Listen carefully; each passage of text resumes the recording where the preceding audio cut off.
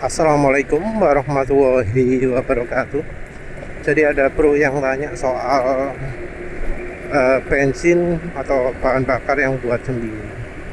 Jadi ada sebuah karya dari siapa gitu yang menghasilkan bahan bakar dari bahan nabati.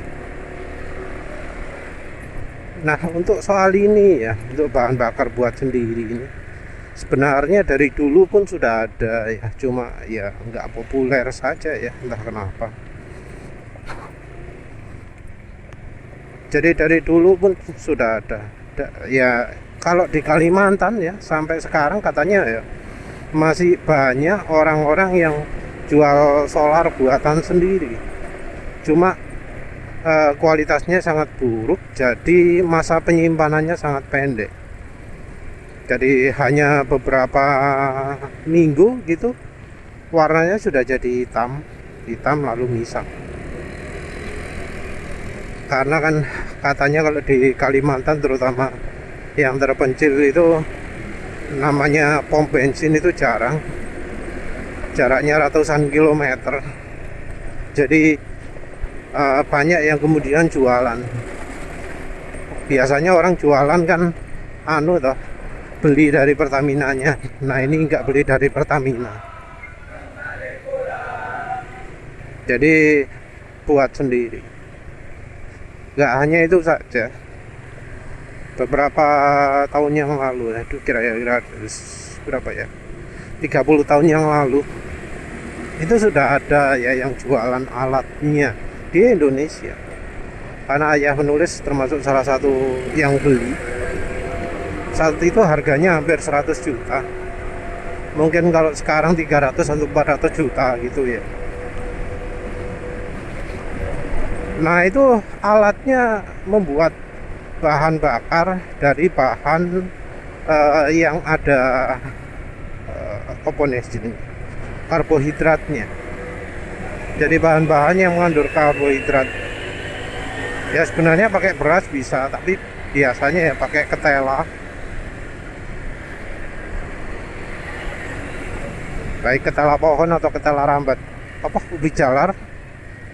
Ubi apa bohong bahasa Indonesia nih.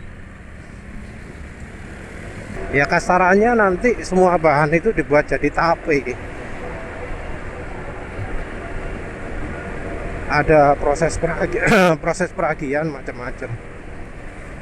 Nanti menghasilkan alkoholnya kemudian diproses. Alkohol ini sebenarnya ya dibutuhkan oleh Pertamina juga. Tapi kalau Pertamina itu biasanya standarnya cukup tinggi kalau resminya ya. Jadi resminya Pertamina butuh kadar alkohol 99% atau berapa, etanol yang kita nyebutnya ya. Nah, itu wis pokoknya hasil seperti itu kemudian menghasilkan alkohol yang kadarnya kira-kira 95%. Dari bahan ini kemudian diproses jadi bensin dan solar. Nah, ini bisa langsung dipakai di kendaraan. Bisa ya. Kita nggak ngomong tanpa efek samping, nggak ngomong problem-problem yang hubungan dengan pemakaian jangka panjang. Tapi untuk jangka pendek bisa.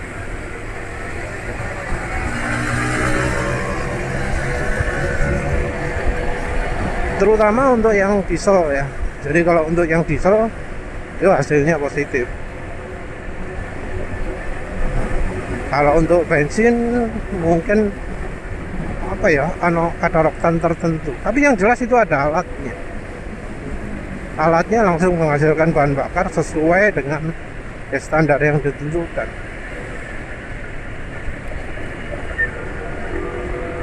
Nah, kita ngomong bisa ya, karena di dalam bahan bakar itu nggak ada aditif-aditifnya.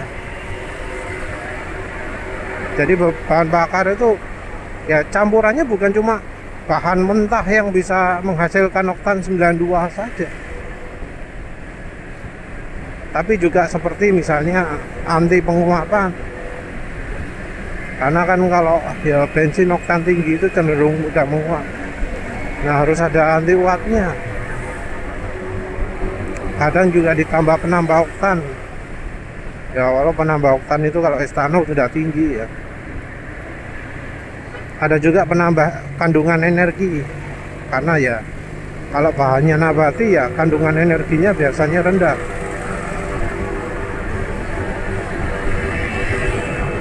Juga pelumas, licin ya.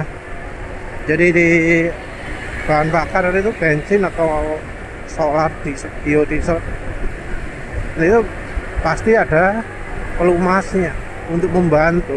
Ya kadarnya nggak tinggi. Kalau kasarannya kita tambah mungkin 1 ml per liter lah. Itu aja kan udah kerasa ya.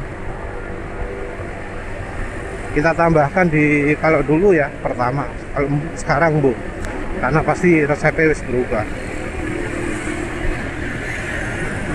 Jadi yang namanya bahan bakar dari nabati itu ya sebenarnya sudah lama ada. Bahkan alatnya sudah dijual, ya, sudah terbukti bahwa itu memang bisa dilakukan. Yang buat alatnya Bu Sopo ya, penulis nggak ngerti karena dulu bentuknya brosur. Bisa gak ono internet, gak usum internet, cek zaman ini modem yang punya kriuk-kriuk gitu. Ya zaman itu juga ya yang namanya informasi serba terbatas. Tapi ya buktinya sudah ada ya. Penulis ngomong terbatas itu karena kan misalnya contoh ya, yang dilakukan Arianto misal barangkali sudah tahu yang soal Niguba bisa jalankan kendaraan. Nah itu kan banyak ilmunya yang sumbernya dari majalah Intisari ya, buku kecil Intisari yang biasanya ada penelitian, ada penemuan apa gitu ya, kayak daun apa, kan daun kulit jingkong pemadam kebakaran itu kan ya salah satu artikel yang dimuat di Intisari tersebut, dan itu kemudian dibajak padahal sudah ada patennya ya, secara internasional, tapi yo sih dibajak aja. Yang nemu aslinya itu orang Indonesia yang kuliah di Inggris ya, kemudian hasil penemuannya dipakai di Inggris. Tapi balik lagi lah, di majalah Intisari juga pernah ada yang namanya bahan bakar dari nabati. Cuma ya kalau dulu kurang begitu populer karena ya Pertamina bahan bakarnya masih layak pakai lah. Sekarang ini jadi kemudian mengemuka lagi karena yo Pertamina wis terbukti gak becus ya. Gak becus, jahat, kejam, tega, membuat konsumen itu jadi sapi perahnya. Sampai terjadi kasus mogok massal itu sudah parah luar biasa. Sebelumnya bukan mogok tapi bermasalah ya. Kalau bermasalah itu biasanya ya nggak sebanyak yang sekarang. Jadi Pertamax itu bisa membuat apa jenenge beberapa kendaraan jadi berebut gitu ya. Kasus per kasus, jadi kemudian mesinnya mati. Tapi yang sampai kasus Pertalite kejadian massal banyak orang itu wis masa ya sampai kasusnya itu massal kayak gitu. Kalau kasus per kasus ya barangkali itu SPBU-nya yang nakalan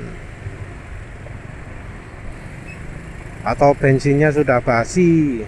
Tapi kalau sampai massal berarti ya antara ada yang berubah atau SPBU itu sama Pertamina dikasih bensin yang sudah basi mulai dari awal, mulai dari tender pengadaan bahan bakarnya. Ingat ya, bahan bakar itu impor. Balik lagi ke hasil bahan bakar nabati ini. Dulu harga jualnya tidak bisa mahal ya. Piro harga bensin saat itu? Tapi diputuskan dijual dengan harga 2/3 yang ada saat itu, karena kalau jual harga separuhnya, gak nutut modalnya, nggak balik modal. Nggak balik modal untuk bahannya, untuk tenaga kerjanya, untuk ya alatnya juga. Jadi harganya termasuk mahal. Kalau lihat sekarang, ya ingat juga bahwa harga bensin itu wis kira-kira anggap aja 11.000 lah wis. Kita ngomong yang kelas Pertalite. Jadi kalau 2/3 ya harganya piro ya? Wis kira-kira 8 ribuan lah, atau 7 ribuan lah, 7.000 8.000 gitu.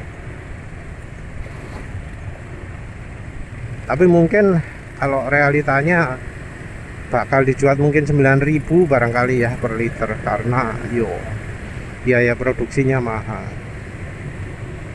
Apa worth it yang seperti itu?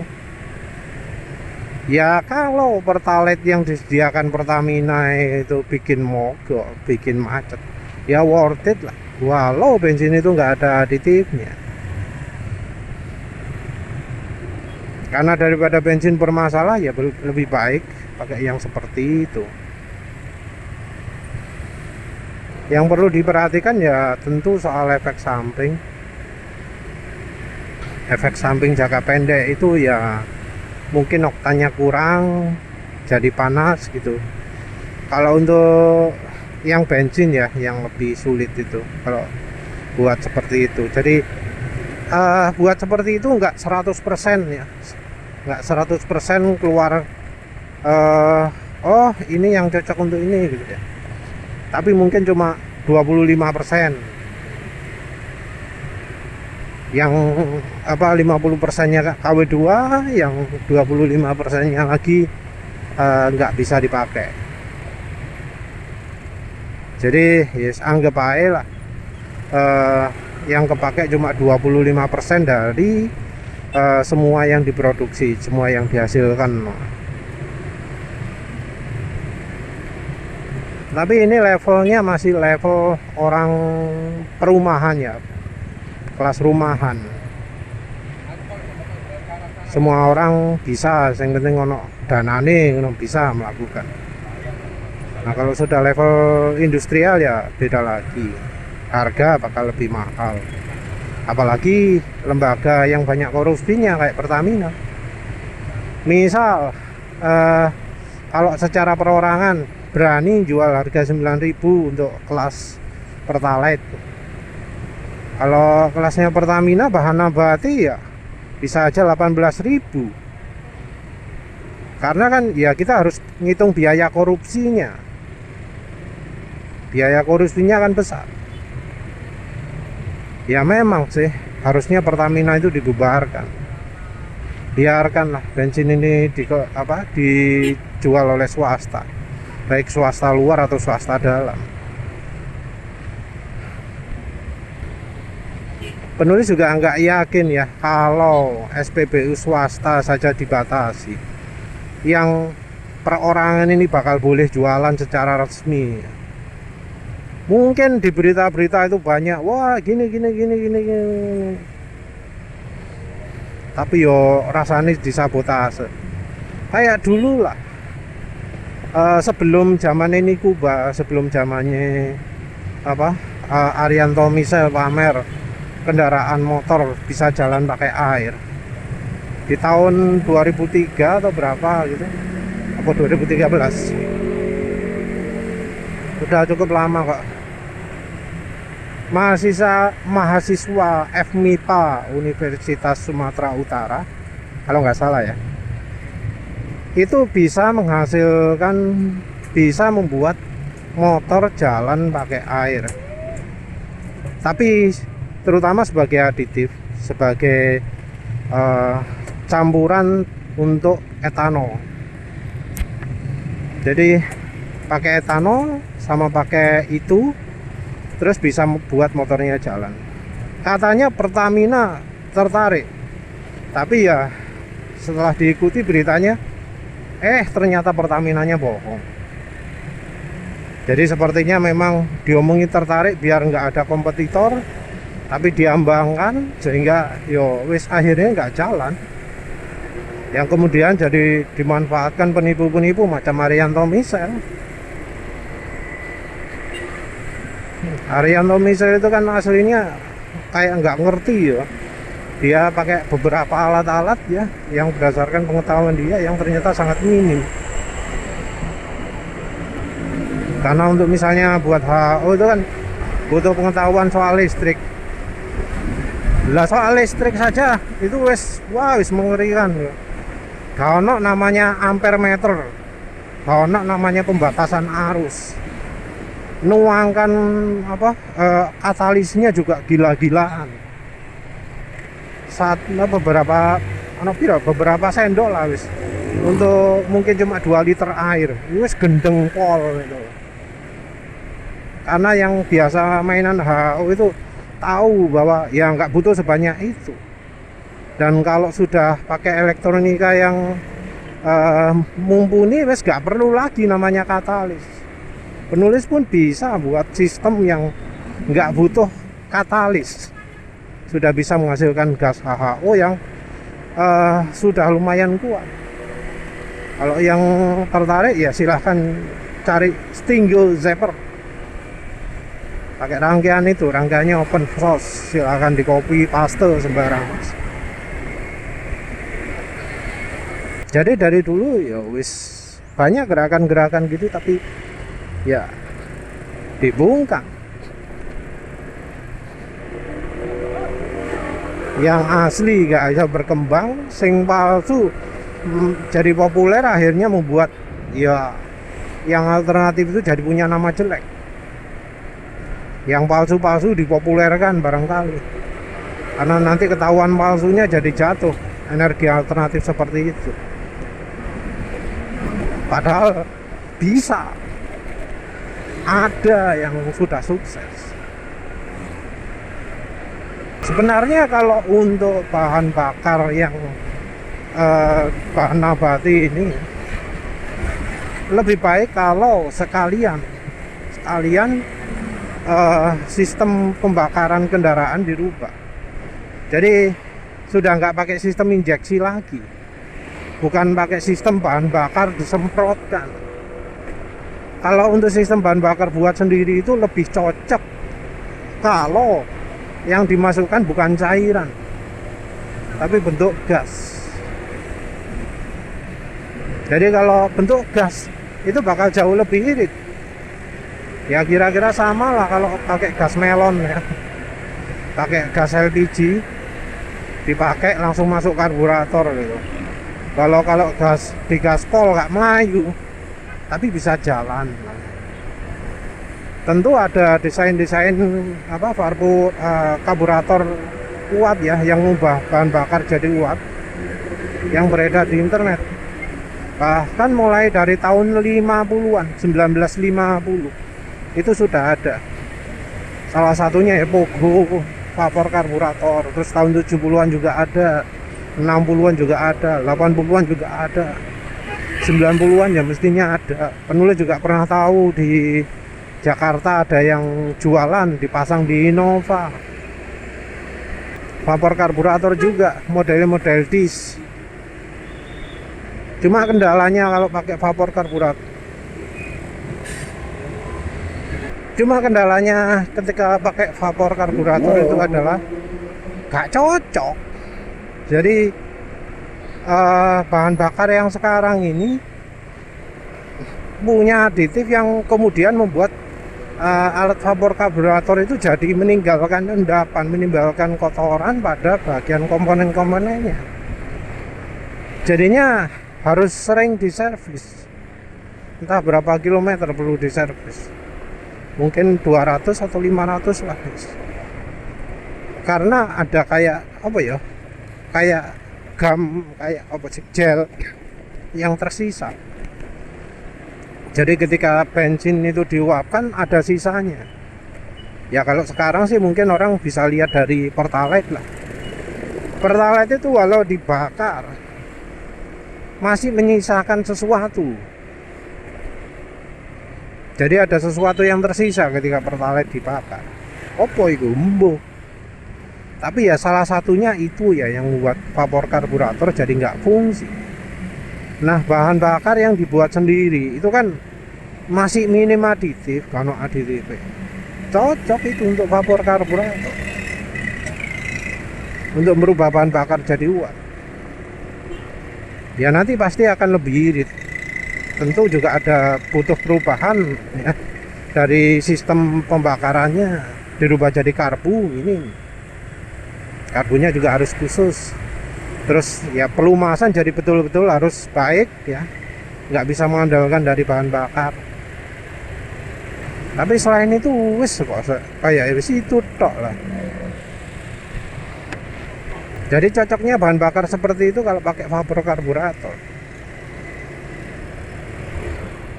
Soal efisiensi, zaman dulu aja sudah ada yang namanya 500 mpg, atau kalau yang rodok sederhana 250 mpg miles per gallon ya, karena penulis referensinya yang dari Amerika. Kilometer per liter piro. Kalau perbandingan kira-kira kendaraan sekarang itu mobil ya 30 mpg, atau ada yang 25 mpg juga. Ini kertas kelasnya mobil keluarga yang ya kira-kira 2000 cc lah. Wes anggap aja kira-kira mungkin 1:8 lah ya, 8 km per liter.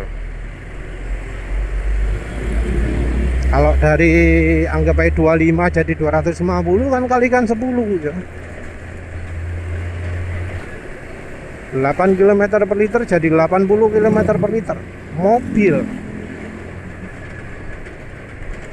Padahal kalau motor wis anggap aja 50 km per liter lah rata-rata,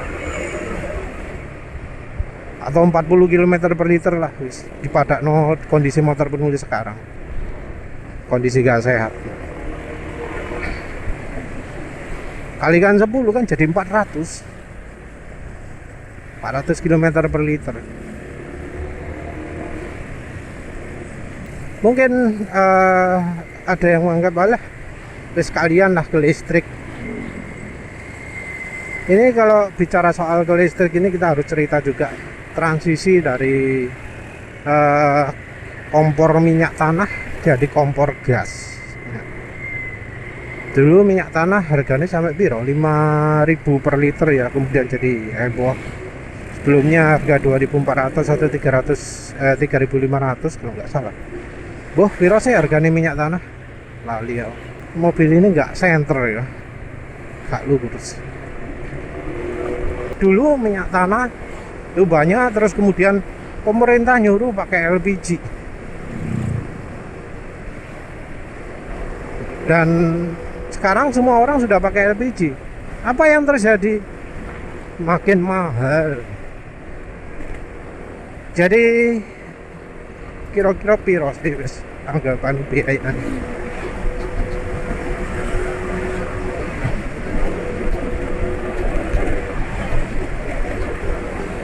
Anggap aja lah orang umum ya, kita ngomong 2 minggu satu tabung, atau 1 minggu satu tabung ya.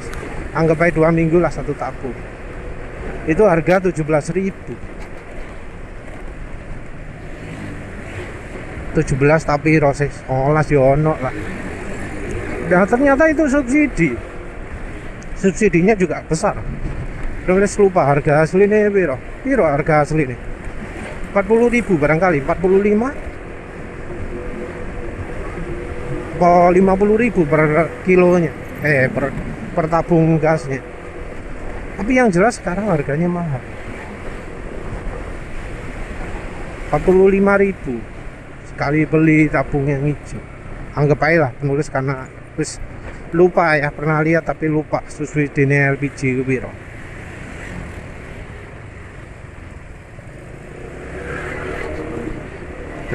Katanya LPG lebih murah, lebih sip. Tapi yo nyatanya sekarang naik juga. Karena ya kayaknya LPG pun impor. Padahal tahu sendiri kalau impor itu dari Pertamina itu ono tender-tenderan yang korupsinya luar biasa, bisa aja sampai lebih dari 50%. Nah, kasusnya dari kompor minyak tanah ke kompor gas kayak gitu. Kalau listrik apa nggak begitu juga? Maaf menulis skeptis. Karena biasanya kayak ngono. Nanti orang sudah pindah, tahu-tahu harga listrik naik. Kalau listrik naik, wah penghematan. Belum lagi kalau kapasitasnya nggak cukup. Ono pemadaman, beles. Pemadaman juga bisa aja tergantung komunitasnya. Daerah yang banyak kendaraan listriknya bakal lebih sering kena pemadaman. Kendaraannya listrik, tapi kena pemadaman. Pemadamannya kadang malam hari lagi. Gak ngecas lah. Nanti kemudian jadi muncul, oh terminal ngecas disediakan di Indomaret. Kalau sekarang penulis lihat ada di kantor pos, ada di PLN. Bayar piro? Hitungannya saiki sik murah. Tapi coba kalau nanti sudah banyak yang pakai, apa gak naik? Listriknya naik, tarifnya juga naik. Sekarang mungkin cuma untuk biar mengembangkan toh, jadi nggak ngambil untung. Nanti kalau sudah banyak ya pasti ngambil untung juga. Rasanya harga listrik untuk kendaraan listrik bisa jadi akan sama saja, nggak lebih murah. Aneh loh ya, ngomongnya minyak tanah, minyak bumi itu langka, tapi kok tetap jadi bahan bakar termurah. Pakai nabati malah lebih mahal. Listrik yang murah itu kan yang dihasilkan oleh solar. Kalau pakai bukan solar, biodiesel, diesel lah. Soalnya kalau ngomong solar ada sel surya, kok jadi konflik. Dari sel surya, dari bendungan juga dikurangi, dari angin, dari pasang surut, itu malah makin mahal. Ya apa ya? Ya wes lah, itu saja. Terima kasih sudah menonton. Assalamualaikum warahmatullahi wabarakatuh.